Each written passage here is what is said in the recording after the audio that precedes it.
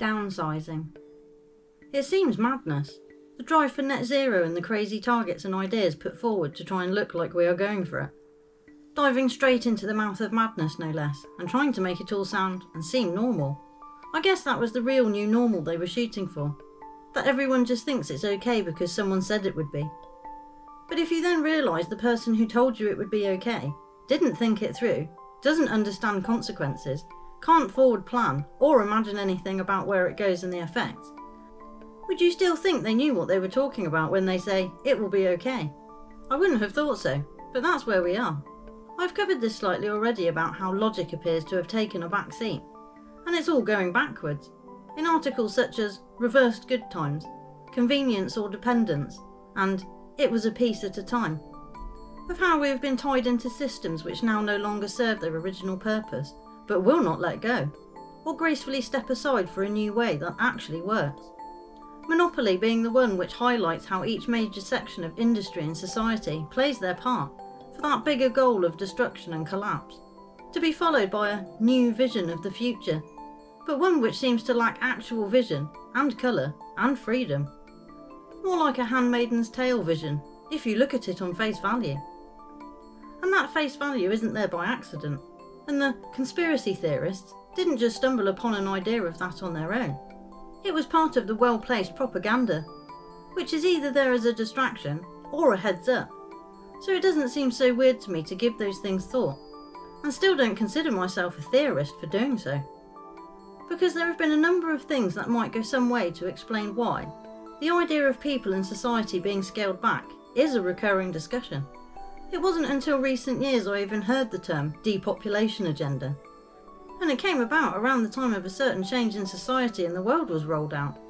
And to be honest, there have been a few Freudian slips, as some might call them, of prominent, well-placed people making remarks or comments about overpopulation, about reducing the number, and about using healthcare as a tool to prevent the rising numbers that will collapse humanity, they say.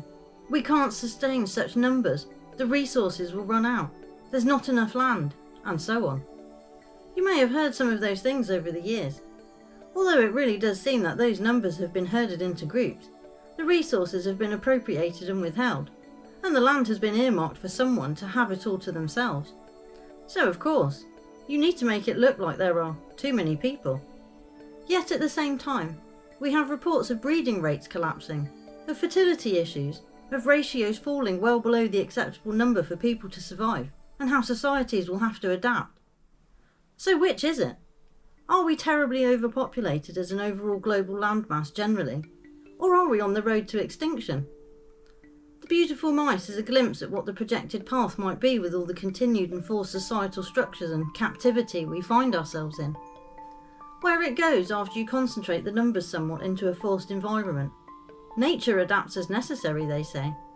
But what if the changes being observed aren't actually necessary, and many can see it? What happens then? Because not all will follow the same path, and the results become haphazard, disjointed, and separated by what is perceived as necessary at the time.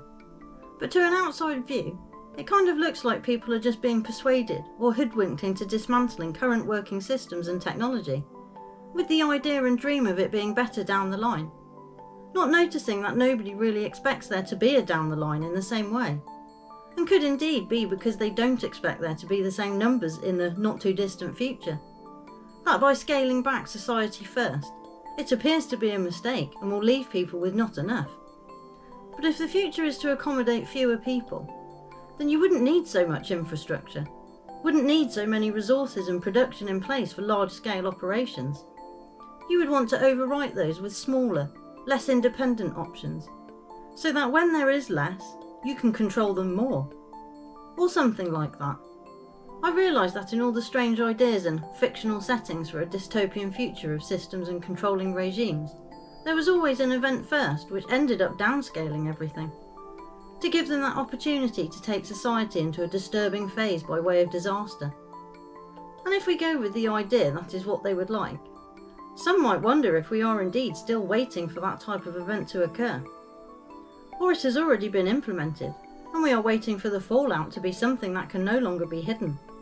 Either way, we are clearly still at the whim of madmen, and an odd and dangerous set of agendas being pushed at every turn. So best to know what they are, as you never know which ones just might include you.